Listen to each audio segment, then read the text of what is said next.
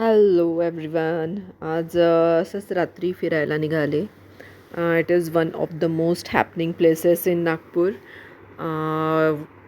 पूर्ण यंग जनरेशननी अगदी इथे स्वतःचा ठिय्या मांडून बसलेले असतात always. And we are just on a drive. This is Futala. बरेच लोक जे नागपूरचे नाही आहेत त्यांनी they might have heard about this place.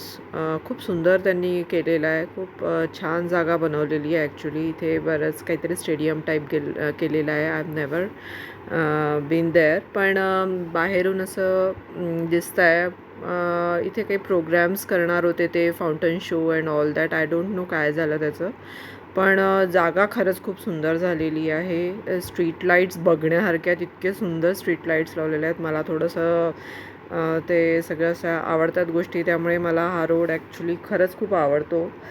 Rush असतो कधी पण जा, रात्री किती रात्री जा, you will find rush over here. खूप सारे खायचे छोटे छोटे ठेले लावून बसलेले आहेत सगळेजणं, आणि सगळ्या टाईपचं फूड मिळतं. सगळ्या टाईपचं ब्युटिफिकेशन खरंच खूप मोठ्या प्रमाणावर करणं सुरू आहे या रोडवर, कारण लेक साईड असल्यामुळे. इथे इकडनं आम्ही टर्न घेऊन इकडे गेलो तर इकडे पण सगळीकडे ठेले लावलेले आहेत आणि ऑल आर पॅक्ड. लोक रात्री पूर्ण फ्रेंड सर्कल्स असो, even families are also there. लहान मुलांना घेऊन आलेले आहेत. सगळ्या टाईपचं चायनीज असो किंवा अजून कॉन्टिनेंटल, डोसा, अंडी, वॉटेवर जे काही ते उघडून बसलेले आहेत. सगळीकडे तुम्हाला गर्दी दिसेल. आणि इथले भिंतींवर पण त्यांनी खूप सुंदर सुंदर पेंटिंग्स केलेले आहेत. ते तर नागपूरमध्ये ऑलमोस्ट सगळ्याच भिंतींवर दिसतील तुम्हाला, वॉल्सवर.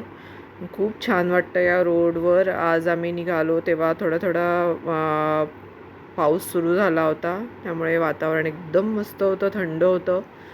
आणि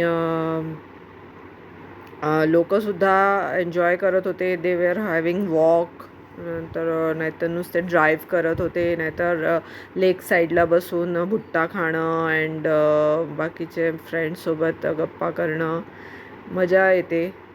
तुम्ही पण कधी नागपूरला आलात किंवा इथले रेसिडेंट्स असाल तर नक्की इथे या. एन्जॉय करा तुमच्या फॅमिलीसोबत. खूप छान वेळ जातो. So good night and sweet dreams. See you soon. Bye bye.